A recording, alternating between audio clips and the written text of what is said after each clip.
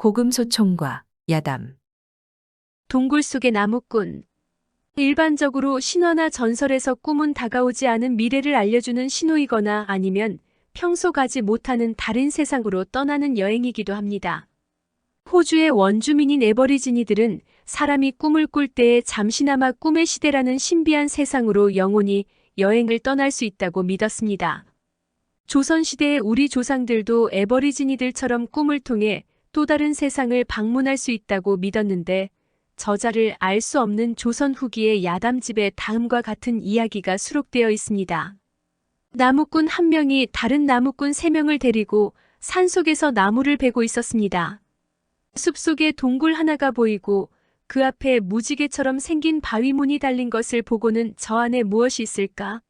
라는 호기심이 생겨 동료들을 데리고 동굴 앞으로 가서는 이렇게 말했습니다. 동굴 안에 무엇이 있을지 궁금하지 않나? 나는 저 안으로 들어가고 싶네. 나를 따라오려거든 먹을 음식과 어둠을 밝힐 횃불을 가져오게. 다른 나무꾼들도 동굴 안에 있을 미지의 세계를 알고 싶어서 그의 말을 따랐습니다. 그렇게 해서 나무꾼은 동료 3명과 함께 횃불을 들고서 동굴 안으로 들어갔습니다. 동굴 속에는 뱀이나 호랑이와 똑같이 생긴 온갖 기이한 바위가 줄을 지어 늘어서 있었습니다. 그 모습이 어찌나 진짜 같았던지 둘러보던 나무꾼들이 혹시 저 바위들은 원래 짐승이었는데 무슨 도술에 걸려 저렇게 변한 것은 아닐까? 하고 의구심을 품을 정도였습니다. 한편 동굴 안은 투명한 종유석이 우거져 있었고 종유석의 구멍에서는 물이 솟아났습니다. 나무꾼과 동료들은 그 물을 맛보았는데 마치 술과 같은 맛이 나며 머리가 맑아지면서 즐거운 기분이 들었습니다. 한참 동안 동굴 안을 이리저리 헤매던 일행에게 위기가 찾아왔습니다.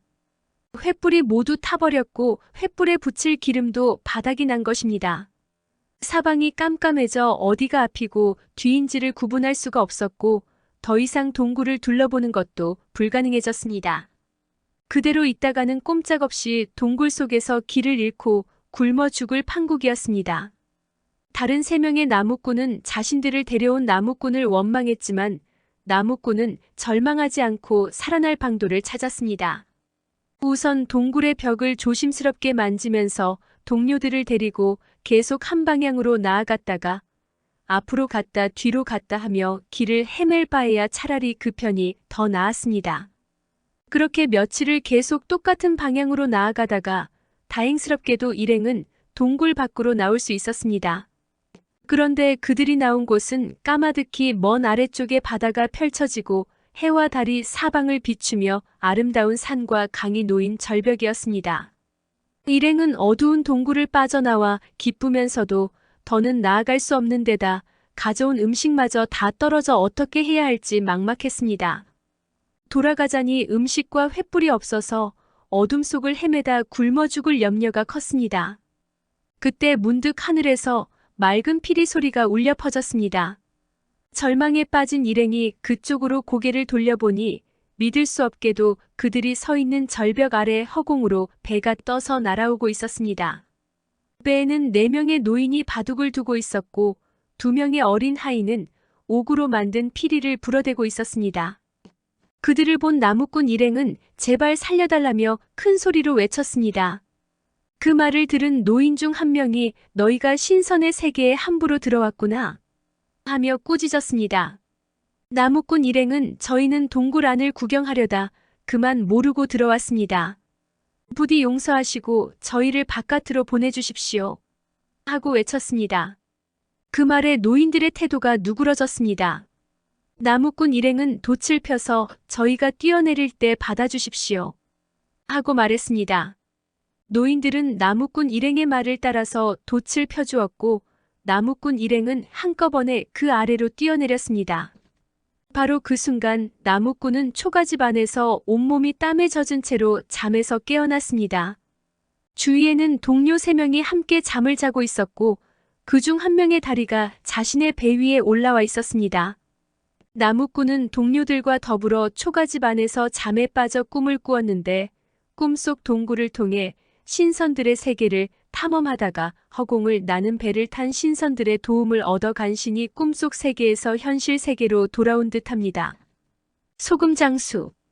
세계적으로 유명한 판타지 문학인 아라비안 나이트를 보면 어떤 내용이든 주인의 소원을 들어준다는 신비한 정령인 지니가 등장합니다. 이 지니와 마찬가지로 한국의 충청남도 논산군에 전해지는 전설에도 부르기만 하면 모든 소원을 이루어주는 신비한 존재인 김생원이 나옵니다. 여기에 얽힌 이야기는 대략 이렇습니다. 옛날 논산군에 소금장수 한 명이 살았습니다. 그는 소금을 팔러 전국 각지를 떠돌아다녔는데 도중에 큰 부잣집 한 채를 발견했습니다. 그 집은 사람이 아무도 살지 않아 텅 비어 있었습니다. 소금장수는 마음 놓고 안으로 들어가서는 지친 몸을 달래기 위해 잠을 잤습니다. 자정이 지나자 불현듯 젊고 아름다운 여자 한 명이 소금장수 앞에 나타났습니다. 그녀는 소금장수한테 나는 이 마을에 사는 과부입니다. 당신과 함께 살고 싶어서 왔습니다라고 유혹했습니다. 소금장수는 잠시 마음이 흔들렸지만 자세히 보니 치마 밑으로 꼬리가 살짝 보였습니다. 사람이 꼬리를 달고 있을 리 만무하고 아무도 살지 않는 집에 불쑥 나타난 거로 보아 사람으로 둔갑한 여우일지도 모른다는 생각이 들었습니다. 이에 소금장수는 나와 함께 살려면 지게에 묶여 있어야 한다는 사주를 보았으니 그대로 해주시겠소? 하고 제안하자 그녀가 동의했습니다. 여자가 순순히 지게에 묶이자 소금장수는 재빨리 막대기를 들고 여자를 두들겨 팼습니다. 그러자 여자가 비명을 지르면서 몸을 흔들었는데 치마 밑으로 꼬리 9개가 나타났습니다. 그제야 소금장수는 그녀가 사람으로 둔갑한 구미호라는 요괴임을 깨달았습니다. 구미호는 소금장수한테 나를 살려주면 무슨 소원이든 다 들어주는 신비한 책을 드리겠습니다 라고 말했습니다. 소금장수는 그 책이 어디 있느냐고 물었습니다. 이에 구미호는 책을 마을 구석에 있는 바위에 숨겨놓았다고 가르쳐 주었습니다. 소금장수는 구미호가 가르쳐준 바위에 가서 책을 꺼내 가져왔습니다. 그러고는 이 책을 어떻게 쓰느냐? 하고 묻자 구미호는 책을 펼치고 김생원을 부르면 그가 나와서 원하는 모든 소원을 들어줍니다. 만약 더 이상 김생원이 필요치 않으면 책을 덮으세요. 그러면 김생원은 책으로 들어갑니다. 하고 대답했습니다. 구미호의 말에 소금장수가 시험 삼아 책을 펼치고 김생원이라고 부르자 곧바로 각과 도포를 쓴 선비 하나가 나타났습니다. 놀란 소금장수가 누구냐고 묻자 저는 당신이 부르신 김생원입니다. 갖고 싶은 것이 있으면 뭐든지 말씀만 하십시오. 제가 다 가져오겠습니다 라고 말했습니다. 아직 김생원을 완전히 믿지 못한 소금장수는 김생원더러 내가 지금 배가 고프니 밥을 가져오시오라고 말했습니다. 김생원은 허공에서 밥을 꺼내더니 소금장수한테 바쳤습니다. 놀라운 광경에 소금장수는 신기하게 여기면서도 후환을 없애기 위해 막대기를 들어 구미호를 때려 죽인 다음 책을 가지고 즐거운 기분으로 집으로 돌아왔습니다. 그는 가족이 보는 앞에서 책을 펼치고는 김생원을 불러내어 여기 내 가족이 먹을 풍성한 음식을 가져오시오라고 말했습니다. 이내 김생원이 잔치상을 차려내어 바쳤고 소금장수의 식구들은 즐거워하며 실컷 포식했습니다. 그 후로도 소금장수는 돈과 재물이 필요할 때마다 김생원을 불러내었습니다. 김생원은 주인인 소금장수가 원하는 대로 돈과 재물을 갖다 바쳤습니다. 소금장수의 재산은 급기야 수십만 냥으로 불어나 큰 부자가 되어 어마어마한 집을 장만하고 가족과 함께 부귀영화를 누렸습니다. 그러나 평소 가난하게 살던 소금장수가 갑자기 벼락부자가 된 모습을 보고 혹시 저자가 어디서 도둑질을 해왔나? 하고 이상하게 여긴 마을의 사또가 왕에게 이 사실을 알렸습니다. 왕은 군사들을 보내 김생원을 붙잡아 궁궐로 끌고 오게 했습니다. 그러고는 김생원을 신문하자 김생원은 자신이 한 일을 다 말했고 왕은 그가 요망한 도술로 세상을 어지럽힌다고 여겨 죽이려 했습니다. 사형 판결을 받은 김생원은 마지막 소원으로 그림 하나만 그리게 해주십시오라고 말했고 왕은 붓과 종이를 내어주며 그리도록 허락했습니다. 김생원은 종이에 나귀 한 마리를 그렸는데 놀랍게도 그 나귀가 종이 밖으로 나오더니 살아서 힘차게 울부짖었습니다. 그때 김생원은 나귀 등에 재빨리 올라타 궁궐에서 달아나 금강산으로 들어갔습니다. 나귀가 워낙 빨라서 어떤 말이나 군사들도 잡을 수 없었다고 전해집니다. 책의 주인이 부탁하는 소원이라면 무엇이든 들어주는 김생원이라는 신비한 남자의 정체는 대체 무엇일까요? 전설에는 나와 있지 않지만 김생원이라는 이름이 혹시 도깨비와 관련이 있는 것은 아닐까요? 보통 한국의 전설에서 도깨비들은 사람을 김서방이라고 부르는데 다분히 김생원과 통하는 이름이기도 합니다. 그렇다면 김생원은 어떤 이유로 책 속에 갇히게 된 도깨비가 아니었을까요? 백두산 천지. 백두산의 천지는 산꼭대기에 있는 호수라는 점에서 신비로운 인상을 지닌 곳입니다. 이런 풍경 때문에 천지는 옛날부터 수많은 전설과 민담에서 신비한 장소로 인식되어 왔습니다. 북한 백두산 지역에서 전해지는 민담에 의하면 천지 속에는 용왕이 사는 궁궐인 용궁이 있다고 합니다. 천지 아래쪽의 언덕에 장우와 바우라는 두 형제가 초가집 한 채를 짓고서 살고 있었습니다. 그들은 일찍이 부모를 잃고 사는 가난한 가족이었는데 어느 날 바우가 병에 걸려 앓아누웠습니다.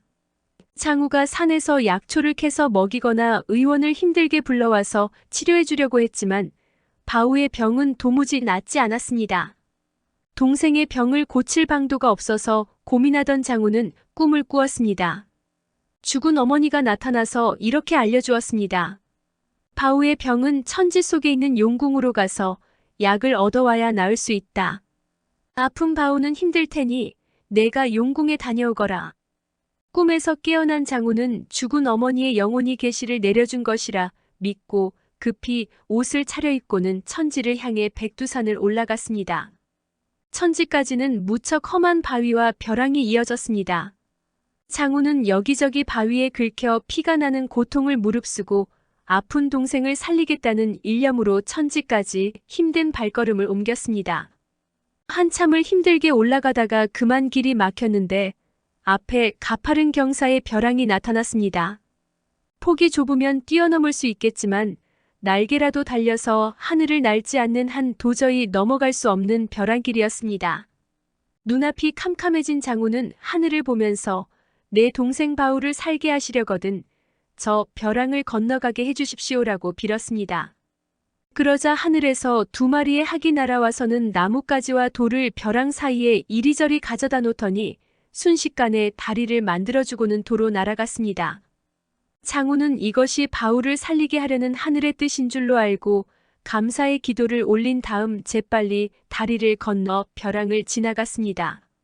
곧이어 장우는 천지에 도착했습니다. 그 무렵 천지에는 눈이 내려 사방이 새하얗게 보였습니다. 아무리 주위를 둘러봐도 용궁 속으로 들어가는 입구나 문이 보이지 않았습니다. 어떻게 용궁까지 들어가야 하나 고민하던 장우의 눈에 눈밭에서 펄떡이고 있는 붉은 잉어 한 마리가 보였습니다. 죽어가던 잉어가 불쌍했는지 장우는 잉어를 들어서 천지 속에 조심스럽게 넣어주었습니다. 물속으로 들어간 잉어는 천지 위로 뛰어올랐다가 사라졌습니다. 그러자 장우의 눈앞에 돌로 만들어진 계단이 나타났습니다. 그 계단을 밟고 한참 동안을 아래로 내려가자 하늘이 안 보이더니 장우 주변으로 물고기들이 이리저리 왔다 갔다 하는 것이었습니다. 그제야 장우는 자신이 천지 속의 용궁으로 통하는 계단을 밟고 내려왔음을 깨달았습니다. 계단을 다 내려오자 수정으로 된 커다란 궁궐이 모습을 드러냈습니다. 궁궐의 앞쪽에는 대문이 있었고 그 옆에는 머리에 뿔이 달리고 허리에 은빛 날개가 돋아난 병사들이 창을 들고서 지키고 있었습니다. 장우는 눈앞의 궁궐이 바로 용궁이라고 생각했으나 어떻게 들어갈 수 있을지 고민이었습니다. 그때 붉은 옷을 입은 아름다운 처녀가 장우한테 다가와 저는 방금 전 당신이 천지에 넣어준 잉어입니다. 아버지가 당신을 기다리고 있으니 같이 갑시다. 하고 말하고는 그를 용궁 안으로 데려갔습니다. 음악이 들려오는 가운데 코와 턱에 온통 수염이 가득한 왕이 용상에 앉아서 장우를 맞이했습니다. 처녀는 저분이 바로 제 아버지인 용왕이십니다라고 알려주었습니다. 용왕은 딸을 구해준 은혜에 감사드리오라고 말하면서 잔치를 벌여주었으나 장우는 병에 걸려 죽어가는 동생을 생각하며 음식을 먹을 수 없다고 했습니다. 그러자 처녀가 노란 버섯 3개를 주면서 이 버섯을 하루에 한 송이씩 달여서 먹이면 동생분의 병이 나을 겁니다. 하고 말했습니다. 용왕은 자신의 수염 2가닥을 뽑아서 장우한테 선물로 주며 집으로 돌아가라고 했습니다. 용왕과 처녀의 배웅을 받으며 용궁을 빠져나온 장우는 집으로 향했습니다. 올 때와는 달리 강과 벼락마다 다리가 놓여 있어서 쉽게 건널 수 있었습니다. 집으로 돌아와 장우는 처녀한테 선물로 받은 버섯을 달여서 바우한테 먹였습니다. 이내 바우는 병이 나아 건강해졌습니다. 게다가 용왕이 선물로 준 수염 2가닥은 집으로 돌아오니 황금과 은으로 변해 있었습니다. 장우는 그것을 팔아 가난에서 벗어나 동생과 함께 풍족하게 잘 살았다고 합니다. 귀신과 도깨비. 귀신과 도깨비의 차이점은 무엇일까요?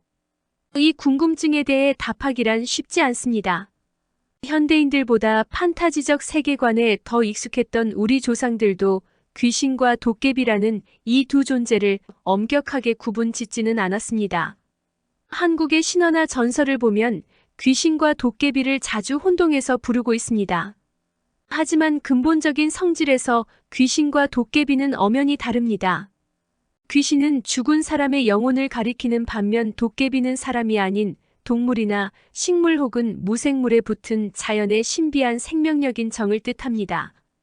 여기서 정이란 판타지 세계에 자주 등장하는 존재인 정령이나 요정을 떠올리면 됩니다. 이번에 소개할 충청남도 청양군의 전설에 언급되는 동전과 장기 아래 붙은 신비한 존재는 도깨비에 해당한다고 볼 수 있습니다. 옛날 청양군에 한 부잣집이 있었습니다. 하지만 예전에 살던 사람이 다 죽어 아무도 살지 않는 빈집이었습니다. 어느 날 그 집으로 늙은 남편과 젊은 아내로 이루어진 가족이 이사를 왔습니다. 그들은 집안을 청소하고 짐을 풀고는 잠이 들었습니다. 남편은 사랑방에서 아내는 안방에서 자기로 했습니다. 부부가 방을 따로 쓰는 것이 좀 이상해 보이지만 그런 경우도 있기는 합니다. 그런데 밤마다 안방에서 뭔가 철렁거리는 소리가 끊이지 않고 울려 퍼지는 바람에 젊은 아내는 잠을 잘 수가 없어서 매일 사랑방으로 와서 잠을 잤습니다. 이를 이상하게 여긴 남편이 왜 당신은 안방을 비우고 내 방으로 오는 것이오? 하고 묻자 아내는 방에서 밤마다 뭐가 철렁거리는 소리가 들려와 무서워서 잠을 못 자겠어요. 하고 대답했습니다. 그 말에 호기심을 느낀 남편이 안방으로 가서 잠을 자려 했습니다. 그러자 실제로 철렁철렁거리는 소리가 났는데 평소 아내가 있을 때보다 그 소리가 더욱 커서 집안 전체에 울리는 바람에 남편 또한 두려워서 죽을 지경이었습니다. 하루는 남편의 조카가 놀러와서 이런저런 이야기를 나누었습니다. 남편이 내가 아무래도 이사를 잘못 온 것 같다라고 말을 꺼내자 궁금한 조카가 그 이유를 물었습니다. 이에 남편은 이사를 온 날 이후로 계속 안방에서 밤마다 철렁거리는 소리가 들려서 잠을 자지 못하겠다 하고 알려주었습니다. 조카가 그러면 제가 안방에 가서 자고 오겠습니다라고 말하고는 밤이 되자 안방에 들어갔는데 나중에 나와서는 이건 예전에 여기 살던 부자가 묻어둔 돈의 소리 같습니다. 부자가 묻어둔 돈이 하도 오래되어 거기에 무슨 정이 붙어서 소리를 내나 봅니다. 하고 말했습니다. 그 말을 들은 남편이 안방으로 가서 소리가 나는 곳을 따라가 보았습니다. 안방의 서쪽 구석에서 철렁거리는 소리가 계속 들려왔습니다. 삽과 곡괭이 등을 들고서 그곳을 파보니 수많은 동전이 쏟아져 나오는 것이었습니다. 오래되기는 했지만 그래도 쓸모있는 동전이라 남편은 그 돈으로 청양군의 땅을 많이 사서 부자가 되었다고 합니다. 다음에 소개할 장기 아래 붙은 도깨비 이야기는 전체적인 구조는 흡사하지만 약간 살이 더 붙은 사례입니다. 예전에 살던 부자가 망하고 집이 텅 비었는데 거기로 이사를 하는 사람은 죄다 죽어나갔습니다. 그래서 그 집은 한동안 이사를 오려는 사람이 없어 흉물스럽게 방치된 일종의 폐가였습니다. 어떤 가난한 사람이 그 집에 관한 소문을 듣고는 이왕 죽을 바에야 한번 좋은 집에 가서 죽어보자라는 심정으로 아내를 데리고 들어갔습니다. 그런데 밤이 되자 갑자기 마당에서 장군 받으시오. 차요. 하면서 장기를 두는 사람들이 말하는 소리가 웅성거렸습니다. 놀란 남자가 안방에서 마당으로 나가보면 분명히 아무도 없고 텅 빈 상태였는데 안방으로 돌아오면 또다시 마당에서 장기를 두는 소리가 울려 퍼지는 것이었습니다. 안방에서 그 소리를 듣고 있던 아내는 무서워서 벌벌 떨었고 남자도 기분이 으스스했는데 닭이 울고 날이 밝아오자 장기 두는 소리가 감쪽같이 사라졌습니다. 남자는 자신과 아내가 폐가에서 하룻밤을 보냈는데도 다른 사람들처럼 죽지 않고 멀쩡히 살았다는 사실에 기뻐했습니다. 남자는 마당에 횃불을 피워놓은 다음 집 안 구석구석을 살피고 다니다가 창고에서 장기알이 가득 든 주머니를 발견했습니다. 그 장기알 주머니를 마당으로 가져와 불을 붙여 태워버리자 그날 밤부터 장기를 두는 이상한 소리가 전혀 들리지 않았습니다. 그 이후로 남자는 아내와 함께 그 집에서 아이를 여럿 낳고 풍족한 삶을 누리며 행복하게 살았다고 전해집니다. 처음 이야기의 동전처럼 장기알도 원래 살았던 부잣집 사람들이 자주 만지작거린 도구였는데 오래되다 보니 정이 붙어서 일종의 도깨비로 변해서 소리를 내었던 듯합니다. 도적질을 하는 정갑산. 전라남도 곡성군의 동악산에는 정갑산이라는 이름이 붙은 동굴이 있습니다. 이 동굴에는 도적과 괴물지네 그리고 보물에 얽힌 재미있는 전설이 전해 내려옵니다. 정확한 시대를 알 수 없는 옛날 정갑산 동굴에 정갑산이라는 도적이 살았습니다. 동굴의 이름은 도적인 정갑산에서 유래한 것이라고 합니다. 정갑산은 10여 명의 부하를 거느리고 산을 넘는 사람들을 상대로 도적질을 벌여 인근에 악명이 자자했습니다. 정갑산은 힘이 매우 세고 성격마저 무척 난폭해서 사람들이 크게 두려워했는데 본업인 도적질에도 열성적이어서 전라북도 남원까지 약탈을 하러 나타났다고 전해집니다. 아울러 정갑산은 단순히 물건을 빼앗는 도적질만 했던 것이 아니라 결혼식을 올리기 위해 산을 넘는 신부 일행이 있으면 재빨리 몰려와서 신부를 빼앗아 겁탈한 다음 연못에 빠뜨려 죽이는 잔인한 짓까지 저질렀습니다. 정갑산 동굴 주변에 있는 각시소라는 연못의 이름도 정갑산이 겁탈한 신부, 즉 각시를 빠뜨려 죽였다고 해서 붙은 것이라 합니다. 이런 식으로 정갑산은 무수히 많은 도적질을 벌여 빼앗은 희귀한 보물과 각종 재물을 정갑산 동굴 속에 보관했습니다.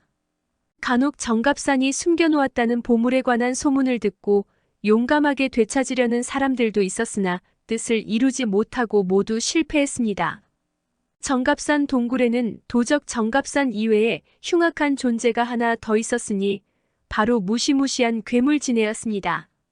지네는 굴입구에 웅크리고 살았는데 누군가가 동굴로 들어오거나 보물을 빼앗으려고 하면 곧바로 덤벼들어서 죽여버렸습니다. 일설에는 정갑산 동굴 속에 맑은 샘물 위에 은으로 만든 그릇이 있었는데 이 그릇을 가지고 동굴 밖으로 나오려고 해도 괴물지네가 달려들었다고 합니다. 그런데 한 가지 이상한 점은 동굴 속에 살면서 수시로 드나드는 정갑산 도적 패거리는 지네로 인해 피해를 보지 않는다는 것입니다. 어찌된 일이었을까요? 애초에 괴물지네가 정갑산이 데려와 키운 일종의 애완동물이나 사냥개 같은 역할을 하기 때문이어서 그랬던 걸까요? 아니면 원래 동굴의 주인은 괴물지네였는데 정갑산이 먹이를 주면서 지네를 길들인 덕분에 도적 패거리를 같은 편으로 인식해 그들만은 해치지 않은 것일까요? 이에 대한 전승이나 자료가 없어서 정확한 답은 알아내기 어렵습니다. 다만 전해지는 내용으로 미루어 추정한다면 정갑산 도적 패거리와 괴물지네는 악어와 악어새 같은 일종의 공생관계가 아니었을까 싶습니다. 실제로 전승에 의하면 괴물지네는 동굴 속에 살면서 정갑산 패거리가 숨겨놓은 보물을 지키는 경비견 역할도 했다고 합니다. 정확히 알 수는 없으나 정갑산 패거리와 괴물지네는 서로 돕고 지내는 사이였다고 추측할 수 있습니다. 하지만 재미나는 골에 범난다는 속담처럼 정갑산 패거리의 횡포도 계속 이어지지는 못했습니다. 정갑산 도적대의 노략질과 살인 행각에 분노한 백성들이 돌을 닦은 도사를 찾아가서 우리 마을 사람들을 괴롭히는 못된 정갑산 도적들을 벌해주십시오 하고 부탁하면서 정갑산 도적대의 운명은 끝을 향해 내닫기 시작했습니다. 평소 속세의 일에 관여하지 않고 조용히 돌을 닦는 일에 몰두하던 도사였지만 백성들이 하도 간절하게 부탁하는 바람에 동정심이 들어서 정갑산 도적 떼를 응징하는 일에 나서기로 한 것입니다. 도사는 동악산 주변을 둘러보다가 각시소 서쪽 괴치제라는 고개에 정갑산의 어머니가 묻힌 무덤이 있다는 사실을 발견하고는 사람들에게 이렇게 말했습니다. 정갑산의 조상 무덤이 고양이의 혈에 있기 때문에 정갑산은 날쌘 고양이의 기운을 타고 나서 이제까지 좀처럼 잡히지 않고 마음껏 사방을 돌아다니며 도적질을 해왔던 것이요. 그러나 이 무덤을 파헤치고 거기서 나온 뼈를 불태워버리면 정갑산은 기운을 잃고 죽게 될 것이요. 도사의 말을 듣고 사람들은 정갑산 어머니의 무덤을 파헤치고는 거기서 나온 유골을 불태워버렸습니다. 그러자 놀랍게도 남원에 가서 신나게 도적질하던 정갑산이 갑자기 힘을 잃더니 이내 죽어버렸습니다. 두목이 죽자 남은 도적들이 겁을 먹고 달아나서 정갑산 굴과 그 주변에 평화가 찾아왔다고 합니다. 동굴 속 괴물지네가 어떻게 되었는지에 관해서는 그 뒤로 알려진 바가 없습니다. 정갑산 설화는 조상의 무덤이 자리한 땅의 지형에 따라 사람의 운명이 결정된다는 풍수지리설에 입각하여 사람들이 만들어낸 흥미로운 민감이라고 할 수 있습니다. 용감한 남자. 충청남도 서산군에는 가난한 사람을 주인으로 선택하고 그에게 엄청난 행운을 잇따라 안겨준 신기한 꼬챙이에 관한 전설이 전해집니다. 옛날 어느 산에 집 한 채가 있었습니다. 그 집은 예전에 살던 사람들이 다 죽고 빈 상태여서 이사를 오려는 사람들이 종종 있었습니다. 하지만 이상하게도 그 집에 들어가는 사람은 모두 죽은 채로 발견되었습니다. 그러던 중 한 용감한 사람이 도대체 어떤 집인지 궁금하니 내가 한번 가봐야겠다 하고 호기롭게 나섰습니다. 용감한 사람이 문제의 집 안으로 들어가 보니 사람의 발길이 끊어진 지 오래라서 방은 온통 먼지로 가득 차 있었습니다.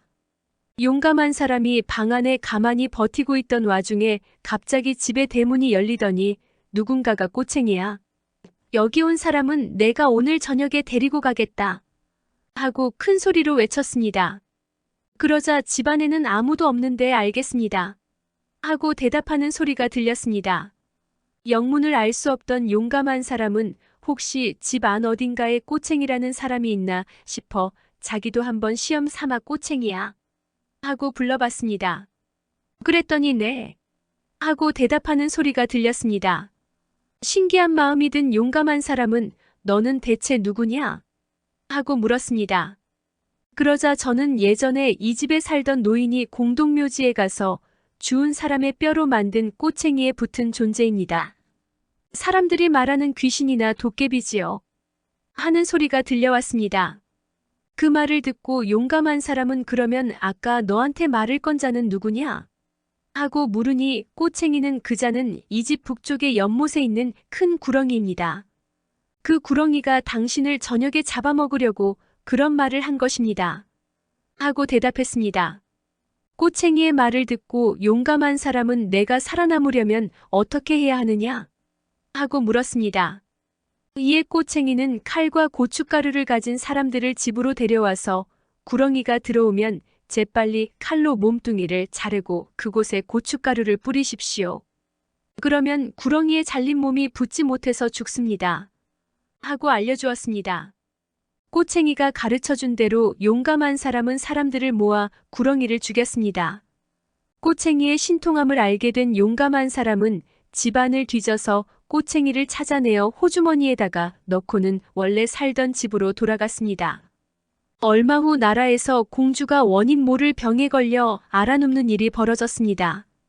왕은 공주를 고쳐줄 의원을 널리 찾았는데 용감한 사람이 살던 마을에서 그를 추천하는 바람에 용감한 사람은 궁궐로 불려갔습니다. 의원이 아닌 용감한 사람은 공주를 고칠 방법을 몰라서 막막했습니다. 이때 꼬챙이가 공주가 머문 방 안에서 쥐를 때려잡으십시오. 그러면 길이 보일 것입니다. 하고 가르쳐 주었습니다. 꼬챙이의 말대로 용감한 사람이 공주의 방에 드나들던 쥐를 때려 죽이자 얼마 후 다른 쥐가 바늘을 입에 물고 나타나서는 그걸로 죽은 쥐를 찌르자 살아났습니다. 이때 꼬챙이가 바늘을 뺏으라고 하여 용감한 사람은 그 말대로 바늘을 빼앗아 공주를 찌르니 병이 말끔히 나았습니다. 딸이 건강해지자 왕은 기뻐하며 공주를 용감한 사람과 결혼시켰습니다. 왕의 사위가 된 용감한 사람은 부귀영화를 누리며 즐겁게 살고 있을 때 중국에서 사신이 왔습니다.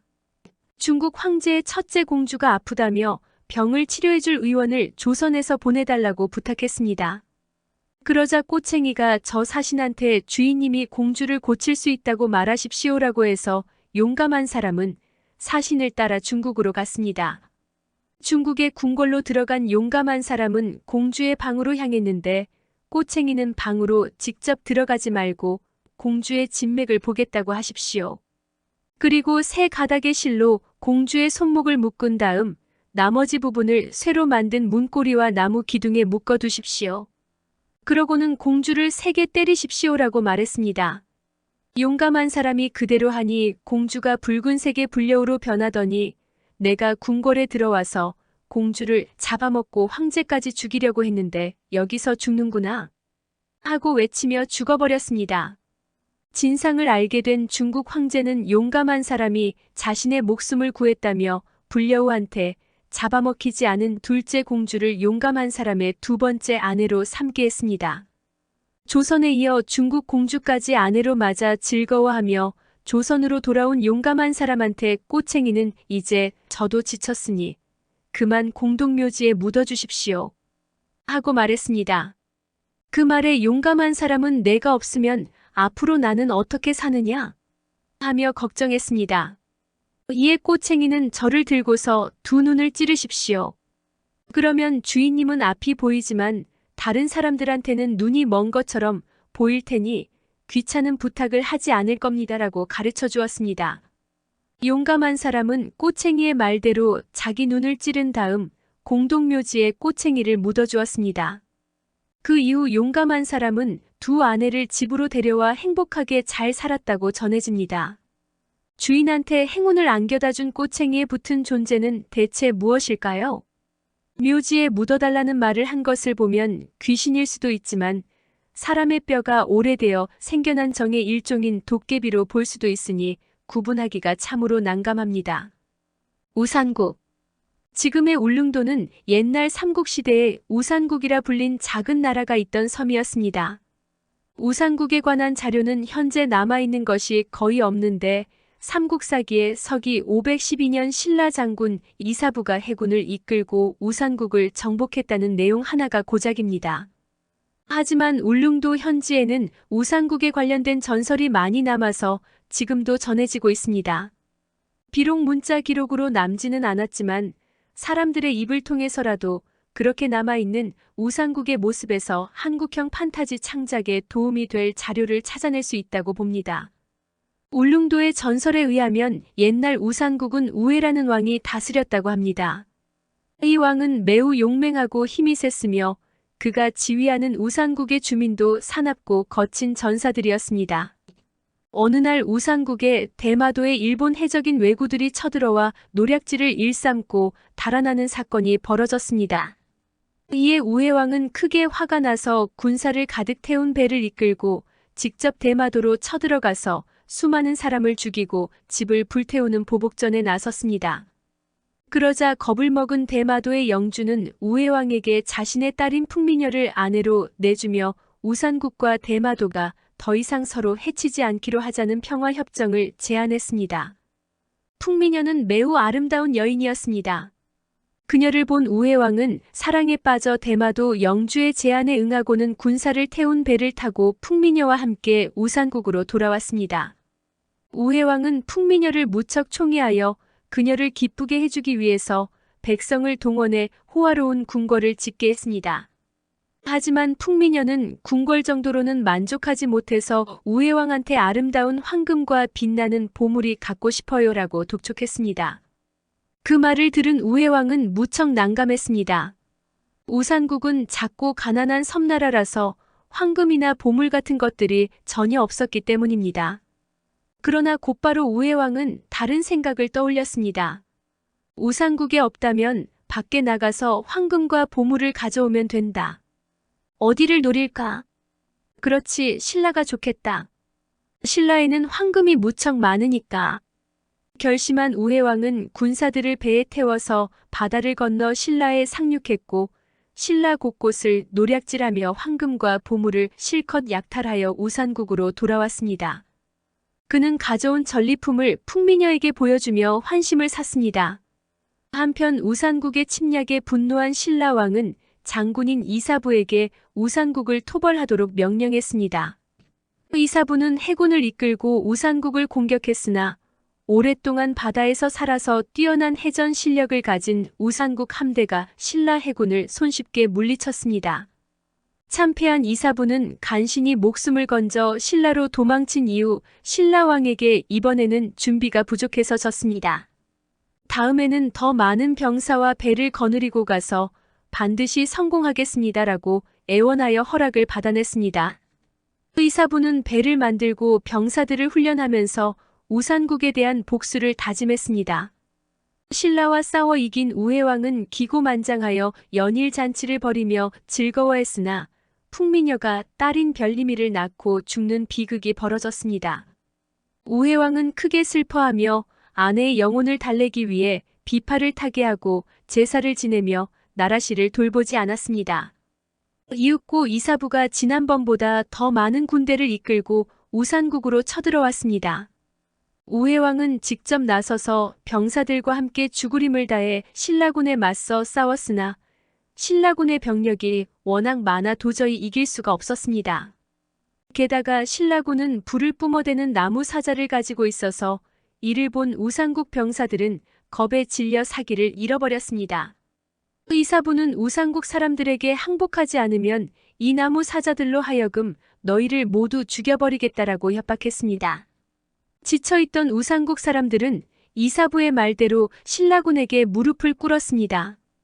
우회왕은 바다에 몸을 던져 자결했고 그와 풍미녀 사이에서 태어난 딸인 별리미는 이사부의 첩이 되었습니다. 한때 동해를 누비던 해상국가인 우산국은 이렇게 해서 신라에 의해 영영 사라지고 말았습니다. 한편 조선 인조 임금 시절에 쓰여진 책에 의하면 우산국이 신라에 복속되고 나서 우산국 왕자인 하발은 7명의 동생과 함께 고구려로 달아나서 계루부 대영의 벼슬을 받았다가 나중에 하발의 형제 중 7명은 중국의 부기로 도망쳤고 그들 중 한 명인 현우는 지금의 함경남도 비백산에 들어갔다고 합니다. 그리하여 현우의 자손들이 각각 현씨와 우씨의 시조가 되었다고 전해집니다. 동해 한가운데에 떠있는 섬인 울릉도에 있었던 나라인 우산국과 그 군주인 우회왕에 얽힌 이야기는 서양의 바이킹 같은 해적 세력을 연상시킵니다.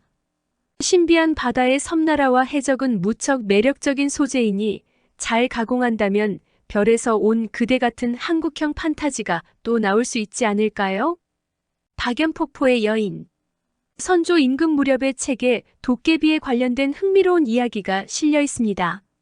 선조가 나라를 다스린 지 37년 되던 해에 이덕형은 나라 안에 여러 산에 다녀갔다는 안경창과 친구가 되었습니다. 안경창은 재미있는 이야기를 잘하여 이덕형이 좋아했는데 그가 개성의 박연폭포에 대한 기이한 일을 들려주었습니다. 제 나이 12살에 같은 마을 친구들을 따라서 박연폭포에 갔는데 남녀노소가 거의 30여 명이나 되었습니다.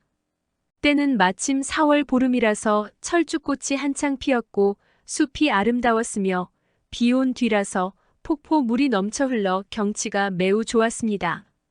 새로 시집간 여인 하나가 자색이 몹시 아름다웠는데 옷을 벗고 가슴을 드러낸 채 물에 들어간 여인 몸을 씻었습니다. 그러자 바람도 불지 않는데 못에 물이 저절로 끓어오르고 물결이 치솟더니 검은 구름 한 줄기가 마치 햇빛을 가리는 양상같이 펴졌습니다. 그리고 무슨 물건이 목 가운데에서 나오는데 그 모양이 곡식을 골라낼 때 쓰는 키와 같았으며 구름과 안개가 모여들어 머리도 얼굴도 분별할 수가 없고 눈빛만이 번개처럼 번쩍였습니다. 물속에서 나온 괴물을 보고 사람들은 모두 두려워 떨고 있는데 그 여인 또한 놀라 부르짖고 물에 자빠지는 것이었습니다. 일가 친척들이 엉겁결에 그녀를 업고 도망하여 바위 밑에 두었더니 이윽고 검은 구름이 사방을 메우고 골짜기가 캄캄해지면서 큰 비가 물 쏟아지듯이 내리고 바람 소리와 물소리가 산골짜기를 진동했습니다. 놀러간 사람들은 모두 나무를 껴안고 앉아서 벌벌 떨고 어찌할 바를 모르는데 한참 만에 날이 개어 엎어지고 넘어지며 분산하여 겨우 동굴을 나오니 태양은 중천에 떴고 풀이나 나뭇잎에 젖은 흔적이 없어 비가 온 기운이란 전혀 없었으니 참으로 이상한 일이었습니다.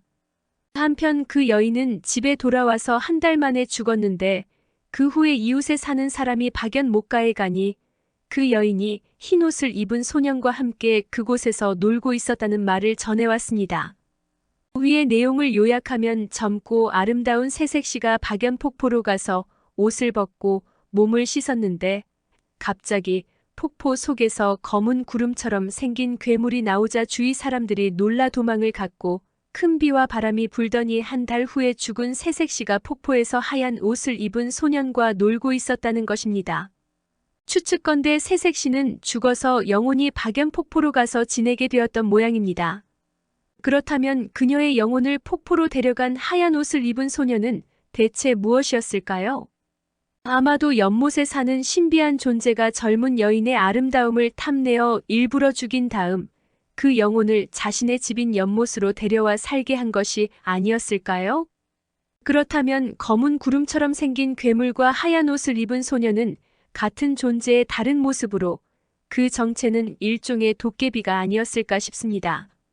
도깨비가 여자를 탐낸다는 주장에 다소 이상해할 사람들도 있겠지만 도깨비나 귀신이 여인의 아름다움에 반해 결혼하거나 혹은 납치하여 함께 산다는 이야기는 예로부터 동아시아의 지역마다 무수히 전해집니다.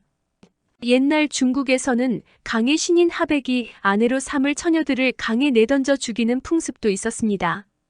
그리고 삼국유사에 의하면 신라의 25번째 임금인 진지왕이 죽어 귀신이 된 이후에 미녀인 도화랑과 결혼하여 아들인 비형을 낳았다는 설화도 있습니다.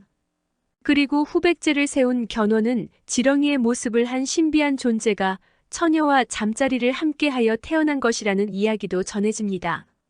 도깨비도 결국 사람과 똑같이 욕망을 지닌 존재라는 뜻인데 애초에 도깨비나 귀신은 사람의 욕망이 만들어낸 존재이니 사람을 닮는 것이 당연하지 않을까요? 쇠지팡이를 들고 온 스님.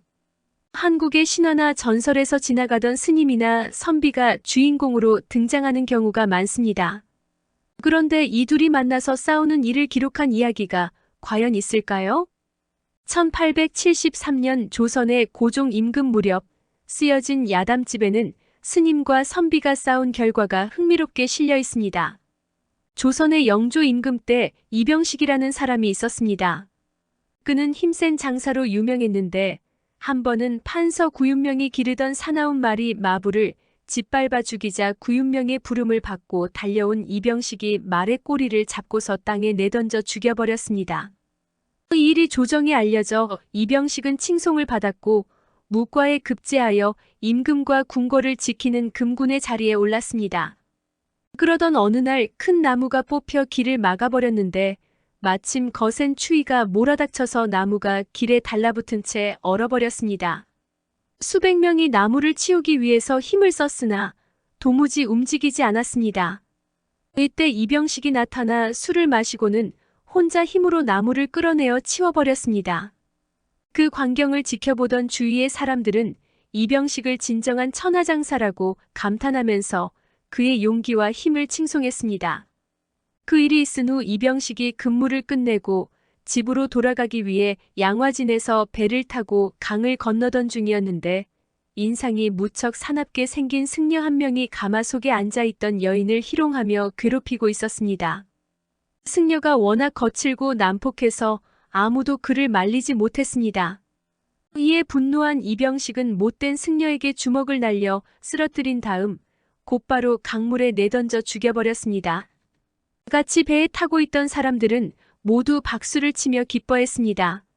하지만 그로부터 한 달 후 집에서 소일거리로 텃밭일을 하던 이병식에게 승려 한 명이 찾아왔습니다. 그는 이병식보다 체격이 크고 양화진에서 죽은 승려보다 인상이 험악했는데 무거운 쇠지팡이까지 들고 있어서 이병식조차 마음속에서 두려움이 솟아날 지경이었습니다.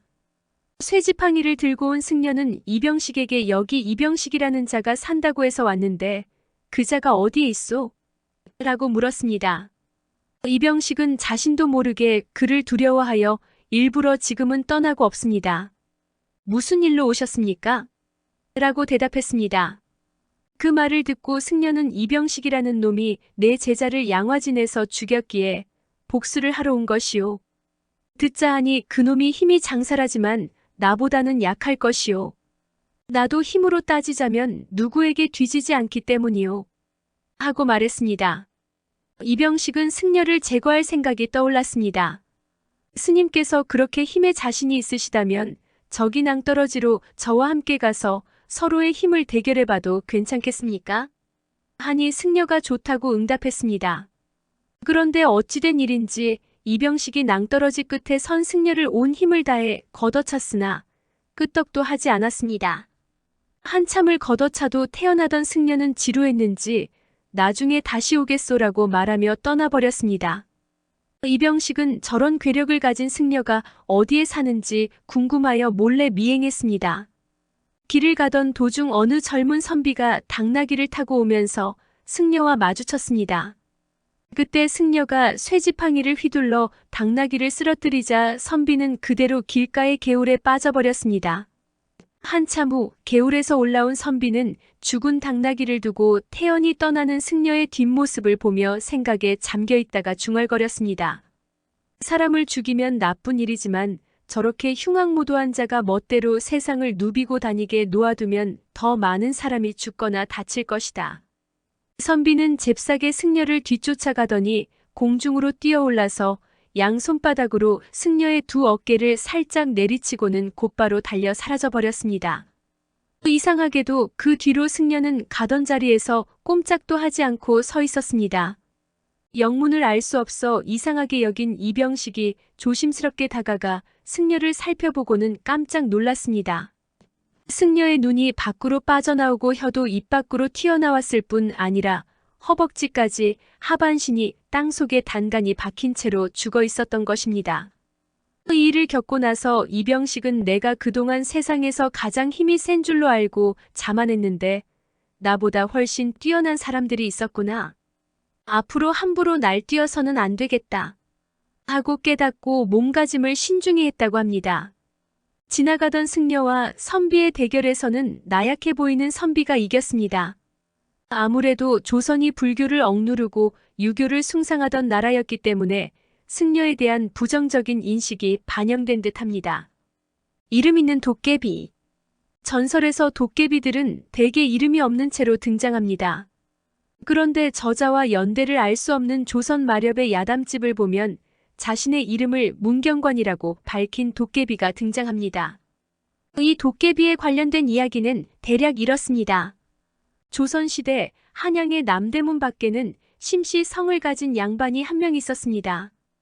양반이기는 했지만 집안이 너무나 가난해서 매일같이 물에 만밥이나 죽으로 낀 이를 겨우 때울 지경이었습니다.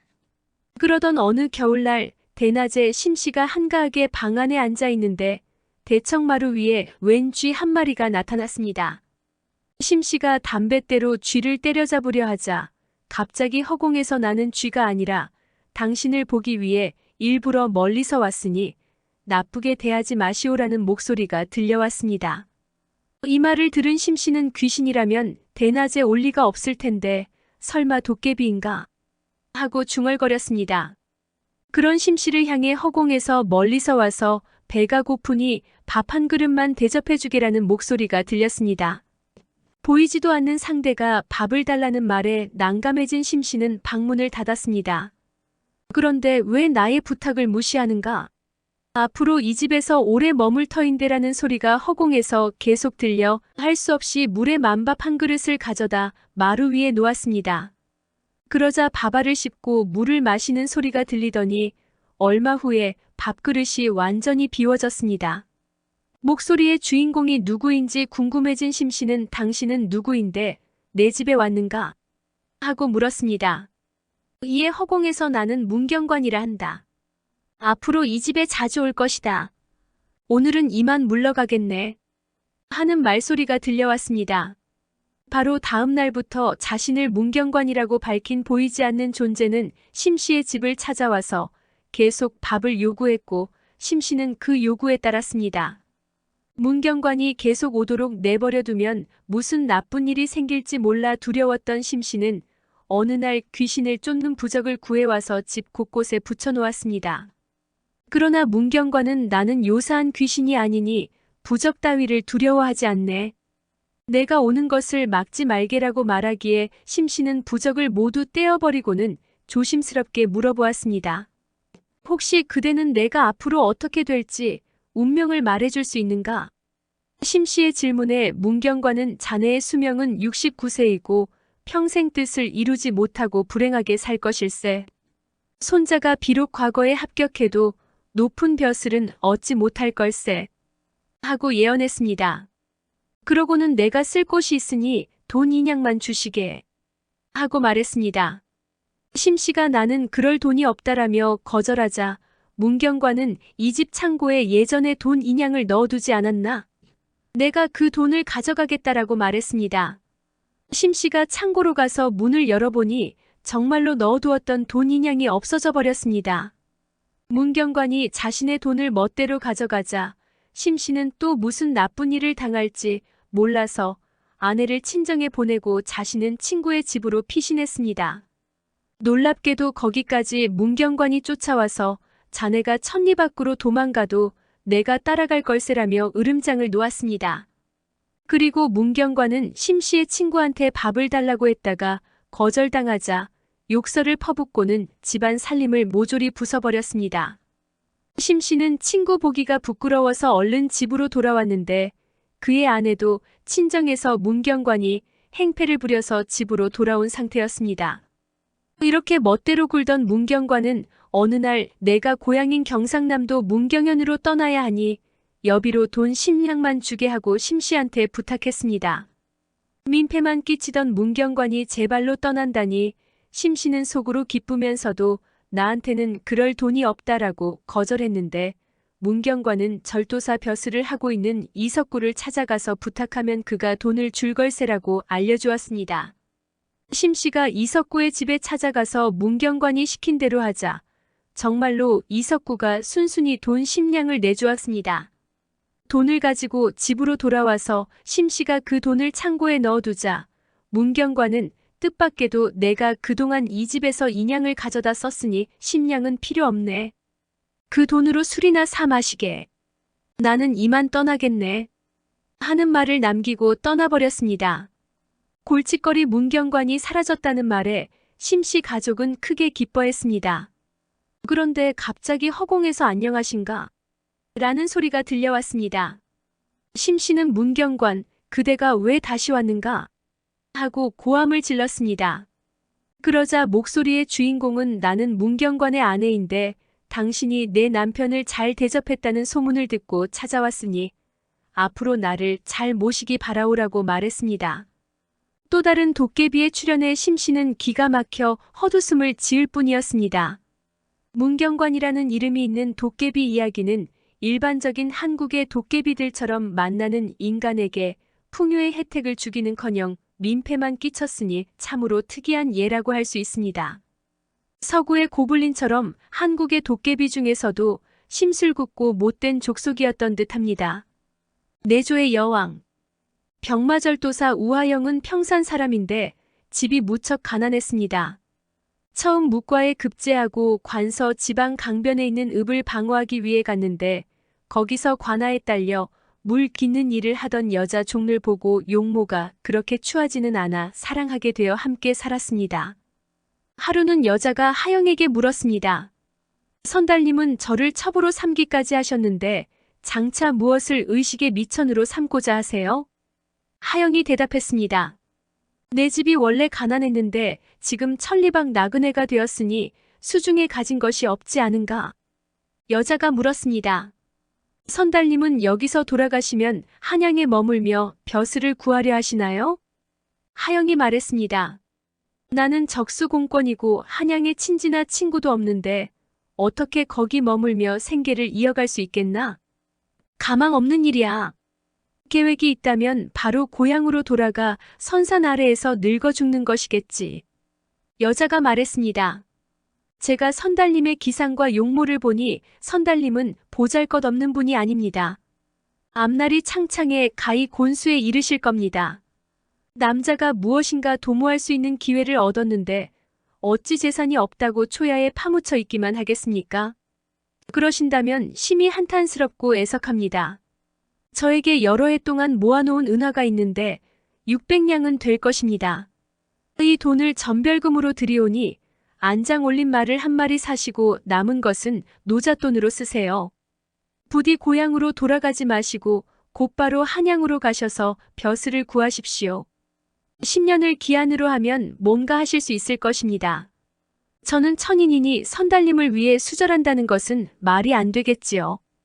다른 곳에 몸을 의탁하고 있다가 선달님이 이 도의 수령이 되셨다는 소식을 들으면 바로 그날 가서 뵙겠습니다. 이것을 기약으로 삼겠으니 부디 선달님께서도 몸조심하고 몸조심하소서. 하영은 뜻밖의 많은 돈을 얻어 감사하고 다행스럽게 여겼습니다. 그리고 눈물을 뿌리면서 그녀와 작별하고 길을 떠났습니다. 그녀는 하영을 배웅하고 읍내에서 호라비로 사는 장교 집에 몸을 의탁했습니다. 장교는 그녀의 사람됨이 영리한 것을 보고 배필로 삼아 함께 살았습니다. 장교의 집은 가난하지 않으니 그녀가 장교에게 말했습니다. 전부인이 쓰고 남긴 재산은 얼마나 되는지요? 물은 일이란 분명하게 하지 않으면 안 되지요.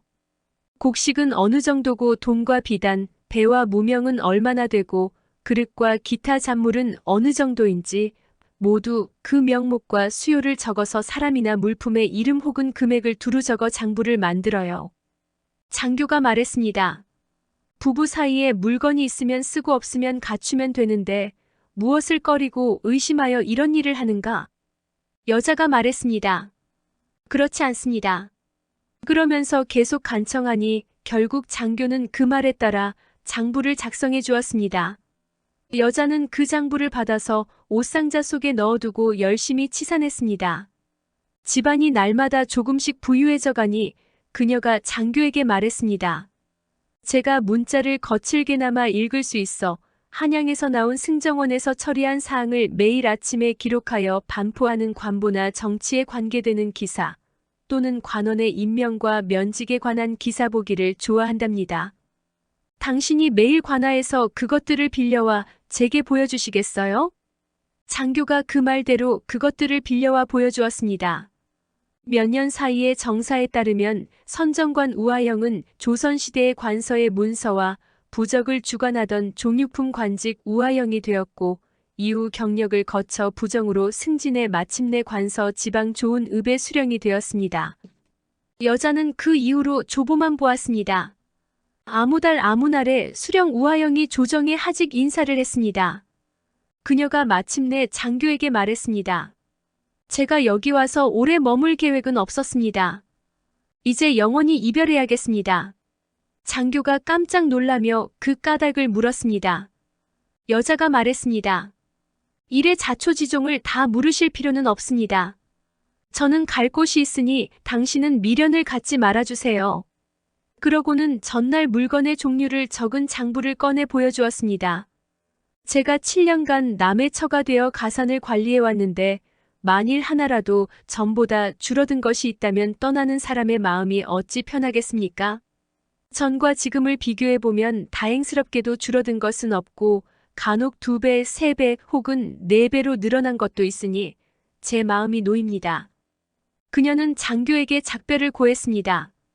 종 한 명을 고용하여 짐을 지게 하고 자신은 남자 옷을 입고 패랭이를 쓰고서 하영이 태수로 있는 군으로 걸어갔습니다. 이때는 우하영이 부임한 다음 날이었습니다. 그녀는 소송하러 온 백성인 척하며 관정으로 들어가 아뢰었습니다. 아를 일이 있사옵니다. 원컨대 계단을 올라가서 발괄하고자 하나이다. 하영이 이상하게 여겨 처음에는 허락하지 않다가 마침내 허락했습니다. 그녀가 또 창 앞 가까이 가기를 청하니 그는 더욱 이상하게 여기면서도 허락했습니다. 그녀가 말했습니다. 사또님께서는 혹 소인을 아시겠는지요? 하영이 말했습니다. 내 새로 부임하고 처음 나왔는데 이읍 백성을 무슨 연고로 알 수 있겠는가? 그녀가 말했습니다. 아무해 아무 땅에 근무하셨을 적에 함께 살던 사람이 어찌 생각나지 않으십니까? 하영이 그녀를 뚫어져라 보고는 깜짝 놀라서 벌떡 일어나 손을 이끌고 방으로 들어갔습니다. 하영이 물었습니다. 내가 어찌하여 이런 모습을 하고 왔느냐? 내가 부임해온 다음 날 내가 또 여기 오니 정말 기이한 만남이로다. 서로 기쁨을 이기지 못하고 중간에 막혔던 회포를 풀었습니다. 이때 하영은 아내를 잃었는지라 그녀를 안채에 거처하게 하면서 살림살이를 도맡게 했습니다. 그녀는 전부인 소생의 자식들을 정성 들여 키웠습니다. 노복을 지휘하고 부리는데 법도를 갖추었고 때에 맞게 은혜를 베풀고 또 위엄을 보이니 관아 사람들이 모두 흡족해하며 그녀를 칭찬했습니다. 그녀는 언제나 하영에게 조언하여 비변사 서리들에게 돈푼이나 쥐어주어 매달 초에 나오는 조보를 얻어오게 했습니다. 그녀는 조보를 보고 세상 일을 헤아렸습니다. 당시 벼슬아치 중에서 아직 정관이 되지 못했지만 얼마 안 있어 정관이 될 만한 사람에게는 반드시 후하게 대접해 주었습니다. 이런 까닭으로 그들이 재상이 되어 권력을 잡으면 하영을 적극 천거하니 그는 부유한 읍 서너 곳을 거쳐갈 수 있었습니다. 가게가 점차 부유해지자 그 사람들에게 더욱 후하게 주고 그들을 무난하니 하영은 차차 승진하고 자리를 옮겨 병마절도사에 이르렀습니다. 하영은 나이가 거의 80이 되어 고향집에서 임종했습니다. 여자는 예에 맞게 초상을 치렀습니다. 성복을 지내고 나서 적자를 비롯해 상중에 있는 사람들에게 말했습니다. 영감님은 시골 무변으로 지위가 아장에까지 이르렀으니 영광이 지극했고 고위를 넘기셨으니 수명도 지극했다 하겠다. 그러니 무슨 유감이 있으시겠느냐? 나로 말하자면 지엄이가 지아비를 섬기는 것이야 당연한 도리이니 자랑할 게 뭐 있겠느냐마는 여러 해 정성과 힘을 다하여 영감님 벼슬 구하는 것을 도와 오늘에 이르게 했으니 나도 책임을 다했다. 내 먼 지방에서 온 천인으로 무관으로서 이품 이상의 관직에 있던 사람의 소실이 되어 여러 읍에서 두터운 녹을 누렸으니 나의 영광 역시 지극하다 하겠다. 내 무슨 원통한 마음이 있겠느냐? 영감님 살아계실 때 내가 살림살이를 주관한 것은 그럴 수밖에 없었기 때문이었느니라. 이제 상주가 이렇게 장성하여 집안일을 이끌어갈 수 있고 큰 며느리 역시 살림살이를 주관할 수 있으니 오늘부터 살림살이를 맡도록 하려무나. 적자와 큰 며느리가 울며 사양했습니다. 우리 집이 능히 오늘에 이른 것은 모두 서모님의 공입니다. 저희는 다만 의지하고 우러러보기만 했는데 오늘 어찌 갑자기 이런 말씀을 하십니까? 그녀가 말했습니다. 이렇게 하지 않을 수 없다. 이렇게 하지 않으면 집안의 질서가 어지럽혀질 것이니라. 그러고는 집안에 있는 모든 물건, 그릇, 돈, 곡식 등의 목록을 작성하여 큰며느리에게 주었습니다. 큰며느리를 정당에 거처하게 하고 자기는 건너편 구석 한 칸방으로 물러나면서 말했습니다. 나는 오늘 이렇게 들어가면 다시 나오지 않을 것이다. 여자는 문을 닫고 곡기를 끊으니 며칠 만에 죽었습니다. 적자를 비롯해 모두 애통해하며 말했습니다. 우리 서모는 보통 분이 아니시니 어찌 서모로 대접하겠는가? 초종 후 석 달을 기다려 장사 지내기로 하고 별도의 사당을 세워 제사를 지냈습니다. 하영의 상여가 나가는 날이 임박해 관을 옮기려 하는데 상여를 운반하는 인부들이 관을 들 수가 없었습니다. 수십 명이 들어도 관은 움직이지 않았습니다. 사람들이 모두 말했습니다. 혹 소실에게 미련이 있어서 그런 게 아닐까? 그래서 소실과 함께 발인하려 하자 하영의 널이 가볍게 들려나가니 사람들이 모두 기이하게 여겼습니다. 평산 땅 대로변에서 서쪽을 향해 묻은 것이 하영의 묘이고 그 오른쪽으로 10여 보 떨어진 곳에서 동쪽을 향해 묻은 것이 소실의 묘라 합니다. 구독과 좋아요, 알람 설정 부탁드리옵니다.